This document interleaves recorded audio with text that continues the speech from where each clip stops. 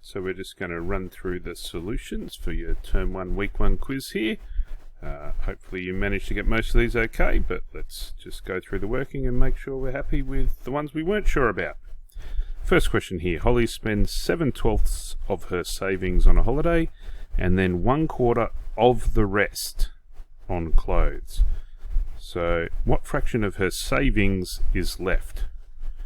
Well, she's already spent 7/12, so if she started with 1 and then lost 7/12, she's going to have 5/12 left. Oh, that pen will do, I guess. I should have done this before I started, but let's choose a nice colour there. Alright, there we go. So she had 1, she spent 7/12. So obviously 12/12 minus 7/12, that's 5/12 she had remaining. The next bit said she spends 1/4 of the rest on clothes. They don't ask us, they don't ask how much did she spend on clothes. They say what fraction does she have left. Well, if she spent another quarter, then she must have kept 3/4. So it's going to be 3/4 of the 5/12 that would be equal to the fraction remaining.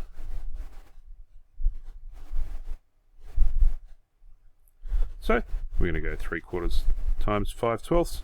Simplify before we multiply. There's a factor of 3 in the numerator there and a factor of 4 in the denominator there, and so my answer is going to be 5/16 is the fraction remaining, and that's how we get to answer C. Alright, on to the next question. Question 2, nice and easy. 1/3 plus 2/5, but it's good that we practice these. Remember, when we're adding or subtracting fractions, we need to make sure we have a common denominator. Easiest way to do that, look for the smallest number that 3 and 5 both go into. In this case it's 15, multiplying by 3/3 and multiplying by 5/5. That's what I'm going to need to do to get the fractions to have the same denominator. Whether you do this line with them separately or over the one denominator of 15, I don't mind. So I've got 5 times 1. Remember, when you're multiplying fractions, top times top, over bottom times bottom. So 5 times 1, 5. The 3 5s we already established was 15, plus 2 by 3 is 6. And that gives us a total of 11/15. Nice and easy. Question 3. Which of these fractions is halfway between 1/5 and 32/35? So halfway between, another way of saying halfway between two things is to just find the average of them.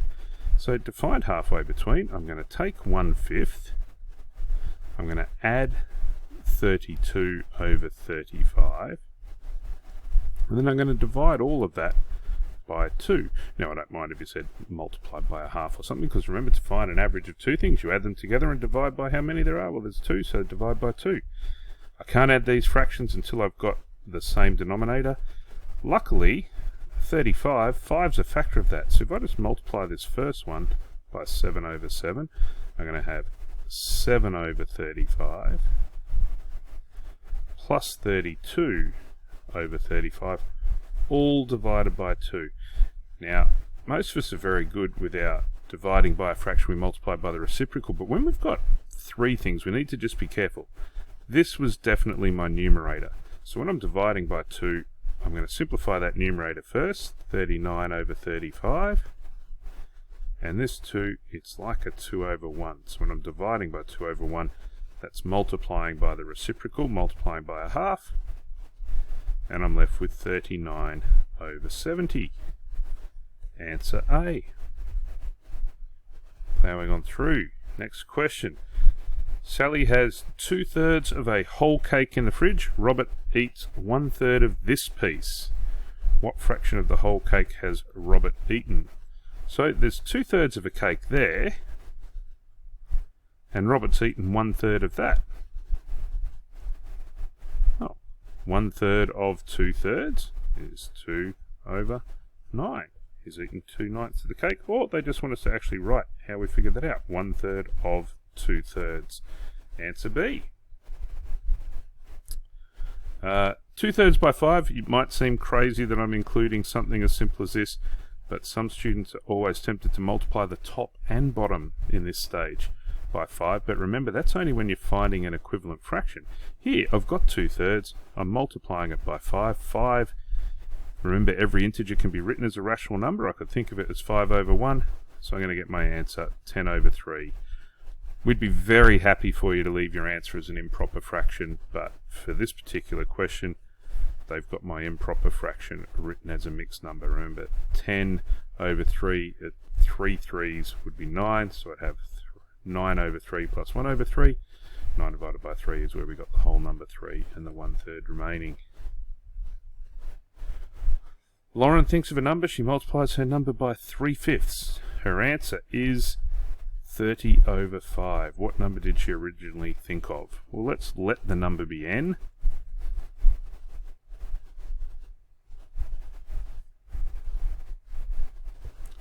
Therefore, she took her number n, multiplied it by 3/5, and the answer was 30 over 5. Now, I know many of you could do that in your head, but we're just going to think about what's the actual procedure we're doing here. We're doing our inverse operations, aren't we? When we're solving an equation, we use inverse operations. Didn't seem to like that too much. There we go. Opposite of multiplying by 3/5 is to multiply by the reciprocal. You could say divide by 3/5, but of course dividing by a fraction is multiplication by a reciprocal. So I'm going to multiply this side by 5 over 3, and I'm just going to be left with n. The other side, 30 divided by 5, multiplied by 5 over 3. Cancelling our common factors. 5 is a factor in this denominator and in the opposite numerator. 30 and 3, well, you can do 30 divided by 3 to get 10, or you can say 3 goes into 3 once and into 30 10 times, and then simplify 10 times 1. 10, don't need to write over 1, n equals 10. She thought of the number 10. Pushing on for our next question. 1/2 divided by 6. Very easy to get yourself caught up with these, but remember, 1/2 divided by 6. The 6 is a 6 over 1. Division means multiplication by a reciprocal. So 1 times 1 is 1. 2 by 6 is 12. You've got your answer there. Nice and easy. Pushing on. 1/12 plus 3/8. 1 over 12 plus 3 over 8. Great. Fractions again. Got to make sure we have a common denominator.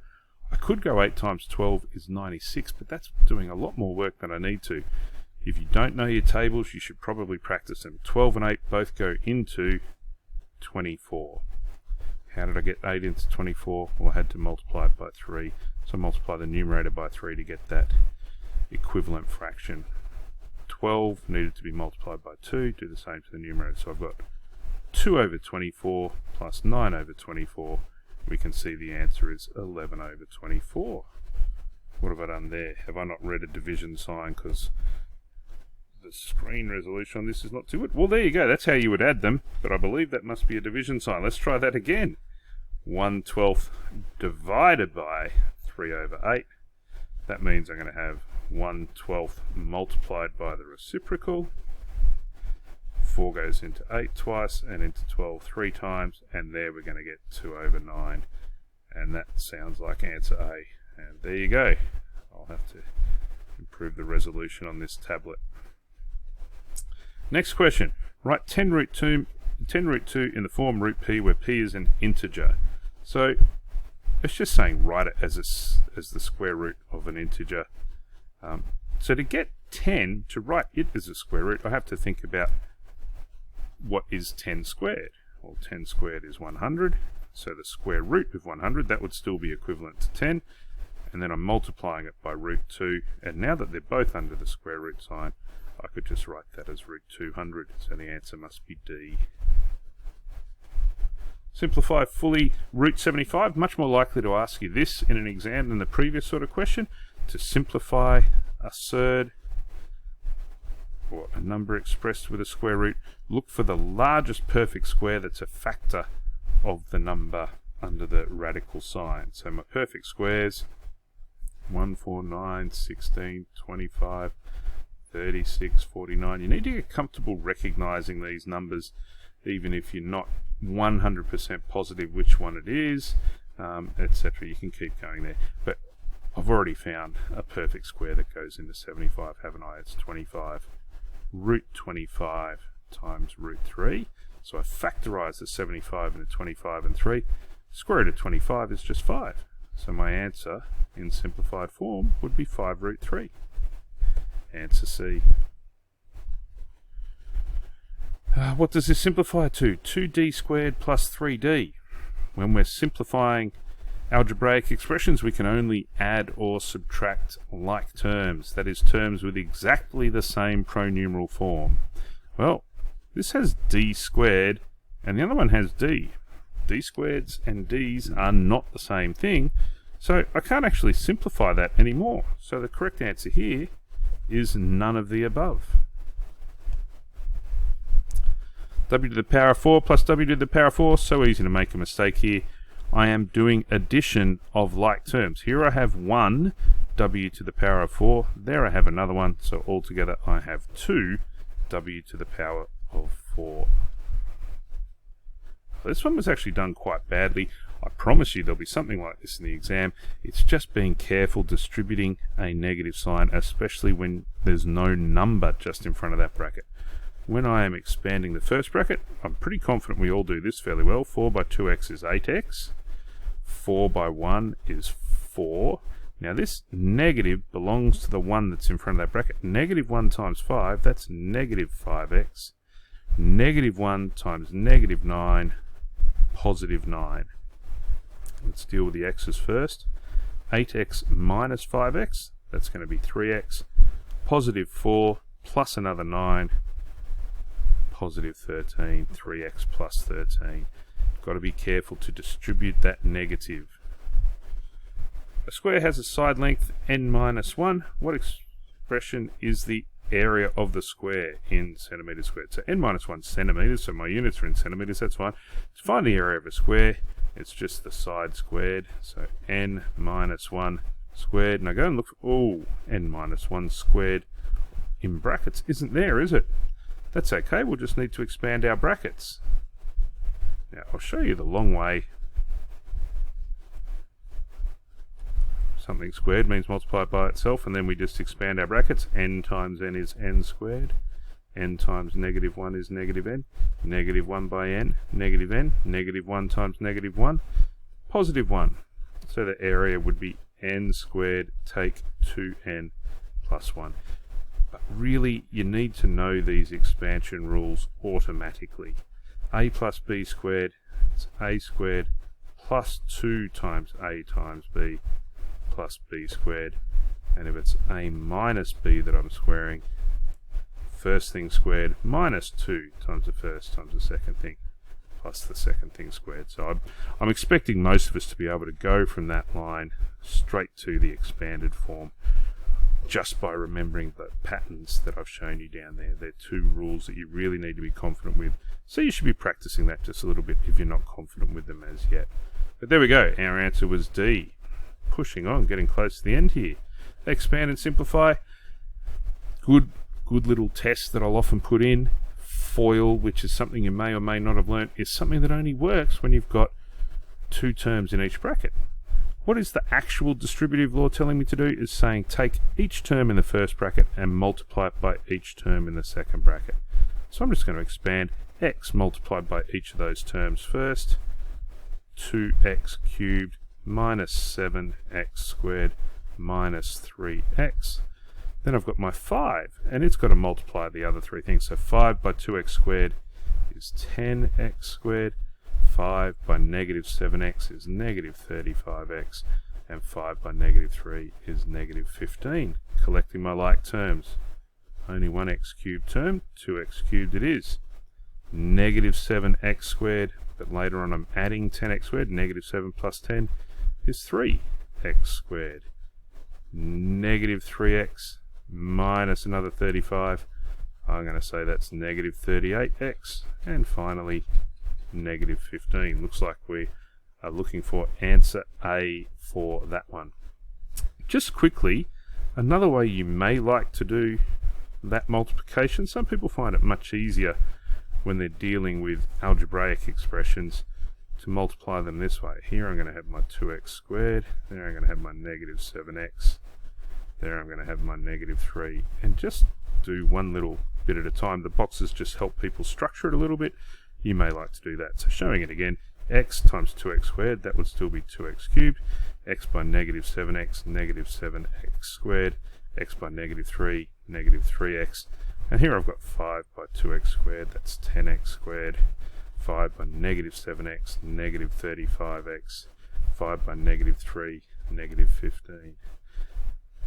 Because these were consecutive, an x and then a 5, we could actually just see diagonally that 2x cubed and then the x squareds line up diagonally, the x terms line up diagonally, and then a negative 15. Just another way if you find that's a little bit easier to keep you working rather than having all these arrows, or just maybe losing track of things along the way. Keeping them in a nice little table is a good option for you.